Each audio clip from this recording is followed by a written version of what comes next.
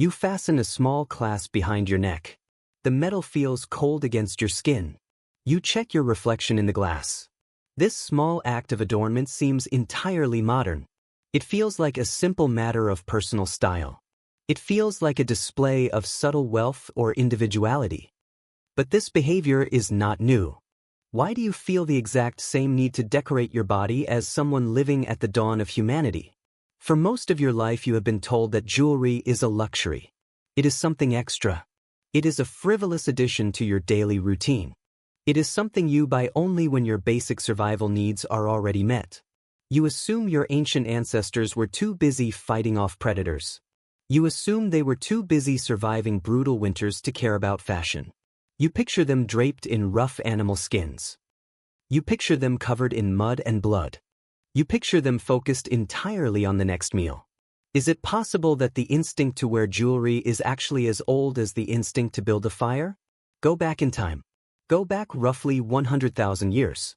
The world is vastly different. The climate is unpredictable and wildly shifting. You are a member of a small band of early humans moving across the African landscape. Survival is your primary occupation. You must find fresh water every single day. You must track game across unforgiving terrain. You must secure shelter before the sun drops beneath the horizon. The nights are completely black. The wilderness is filled with massive animals that view you as prey. The constant hum of danger is the background noise of your entire existence. Every calorie burned must be carefully calculated. Every movement must serve a purpose. Why in the midst of this daily exhausting struggle would you sit down to create a necklace? The answer lies buried deep in the dirt of southern Africa. It is found in a place called Blombos Cave. This cave is situated on a steep limestone cliff facing the crashing waves of the Indian Ocean. The wind howls constantly outside the cave entrance. The air smells of salt and ancient dust. In the late 1990s, a researcher named Dr. Christopher Henshelwood began excavating this site. He was looking for signs of early human intelligence. He wanted to know when humans started thinking like humans. He sifted through thick layers of ancient sand and ash. He meticulously brushed away the dirt of millennia. He worked for years in the stifling heat of the cave. He found something that completely changed our understanding of human evolution. What could possibly survive in the dirt for nearly 100 millennia? He found shells. They were tiny pea-sized sea snail shells known scientifically as Nacerius crausinus. But these were not just the discarded remnants of an ancient meal. These specific shells had been deliberately pierced. They had tiny perfectly placed holes punched right through their centers. They also showed distinct signs of wear. Under a powerful microscope, researchers saw microscopic smoothing around the edges of the holes. They saw that the hard calcium carbonate had been polished by constant friction. This wear pattern only happens under one specific condition. It happens when objects are strung together on a cord and rubbed against human skin or clothing over a long period of time.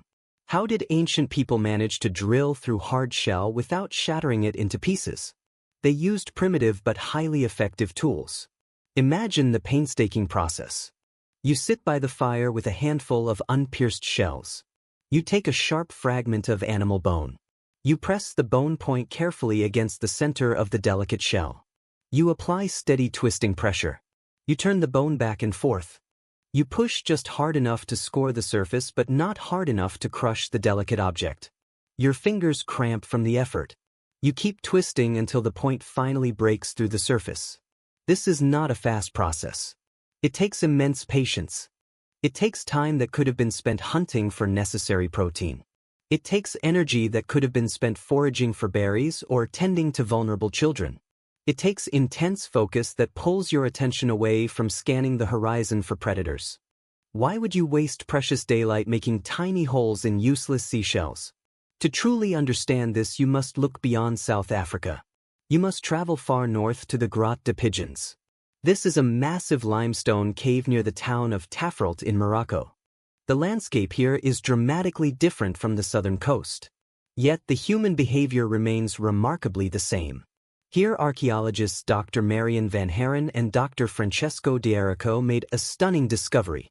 They dug through layers of prehistoric occupation. They unearthed identical pierced nacerius shells.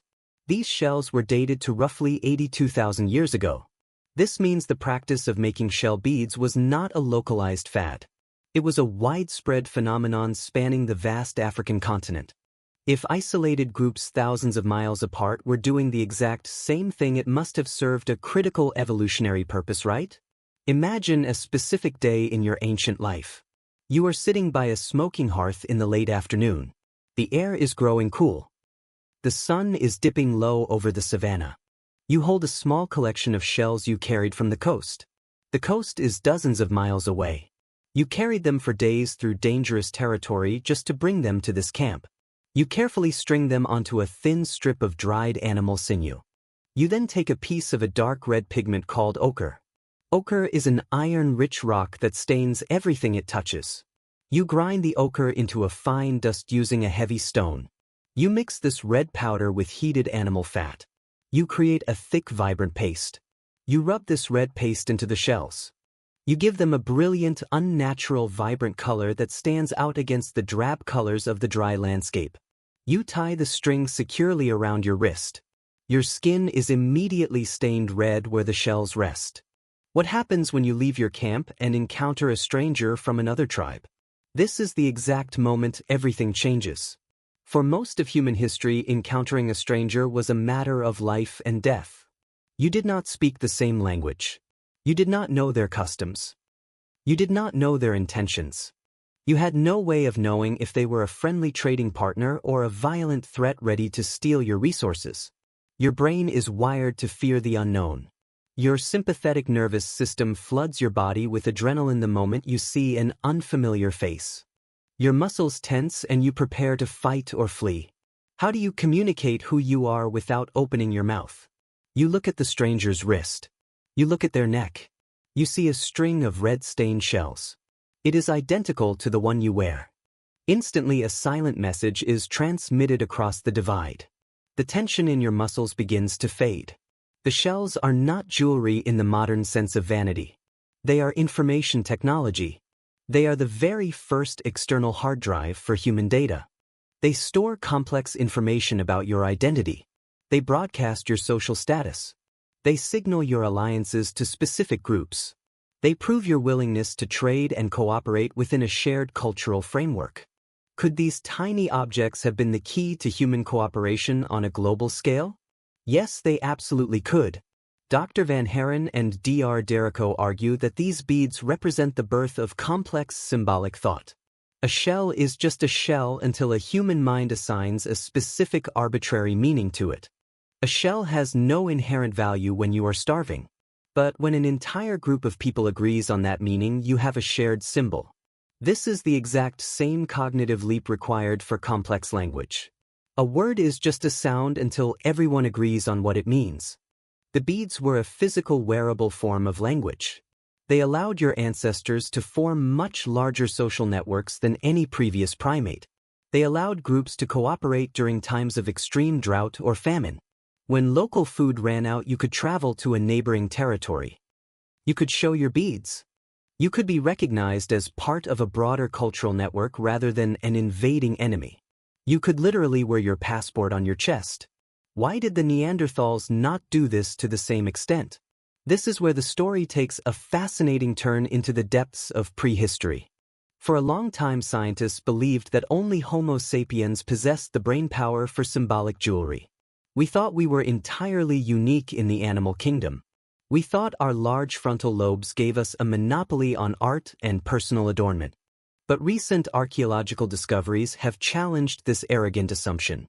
In Denisova Cave in Siberia, archaeologists found a beautifully polished green chlorite bracelet. It was crafted with immense skill and precision. It had a hole drilled through it likely to hold a leather strap. They were a mysterious sister species to humans and Neanderthals who inhabited the frigid landscapes of Asia. Furthermore, in Krapina Cave in Croatia, anthropologist Dr. David Freyer analyzed eagle talons discovered at a Neanderthal site. Eagles are massive, dangerous predators that are incredibly difficult to catch. These talons were over 130,000 years old. They had deliberate cut marks and polish. They were strung together and worn as a fierce, intimidating necklace. If other ancient human species made jewelry, what made our own ancestors' use of it so remarkably special? The difference was scale and standardization. The Denisovans and Neanderthals made beautiful objects. But their objects were highly individualistic. They were rare. Your ancestors industrialized the process of symbolism. They did not just make a few unique pieces for individual enjoyment or personal intimidation. They standardized the production of beads across vast populations.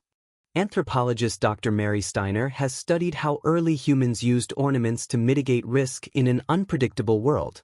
She points out that humans created a universal visual language that could be understood across vast geographical distances. By standardizing the size, shape, and color of the beads, they created a cohesive message. This standardization allowed them to build massive continental networks of trust. Trust is the most valuable commodity in a dangerous world. When severe climate change devastated local resources, they could rely on distant allies. They could travel hundreds of miles and still be understood. They could trade a handful of polished, identical shells for food. They could trade them for shelter from freezing rains. They could trade them for safe passage through hostile territory controlled by other bands of humans.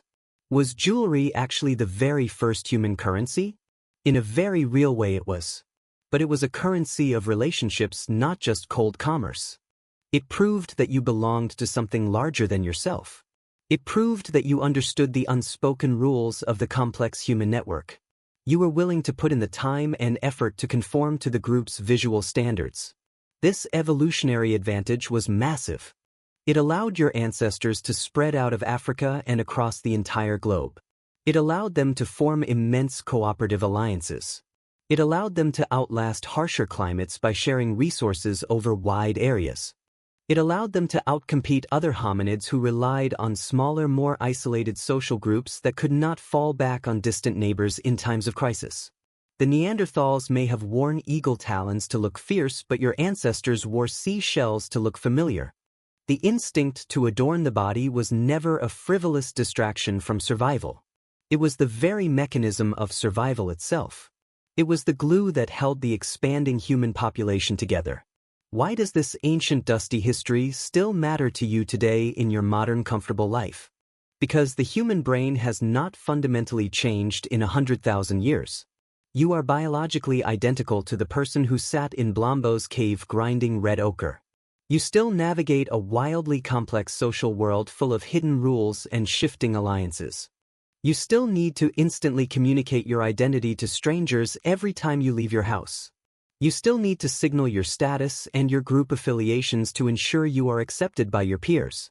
You do this constantly every single day of your life. You just do not realize you are doing it. You do it with the expensive logos carefully stitched onto your clothing. You do it with the specific recognizable brand of your phone. You do it with the exact style of your shoes which tells others what subculture you belong to. You do it with wedding rings that broadcast your relational status. You do it with graduation rings that signal your educational background. You are constantly curating an external display of who you are. Are you really that different from your ancient ancestor mixing red paste by a smoking fire? You are using modern materials, but the underlying psychology is entirely identical. You are still broadcasting silent visual signals to the people around you. You are still trying to establish trust and connection in a world filled with millions of strangers. The materials have changed from sea snails and bone awls to precious metals and synthetic fabrics manufactured in factories. The tools have changed from sharpened rocks to credit cards and digital shopping carts. But the deep, desperate human need to belong remains perfectly intact. It drives your purchasing decisions. It drives your fashion choices. It lives inside you, governing your behavior just as it governed theirs. You unfasten the small clasp from your neck. You lay the chain softly on the wooden table. You listen to the quiet click of the metal against the surface. You look at it one last time before walking away to start your day. You realize now that this is not just a meaningless piece of metal or stone purchased for vanity. You fasten a small clasp behind your neck, but now you know it is the echo of 100,000 years of human connection.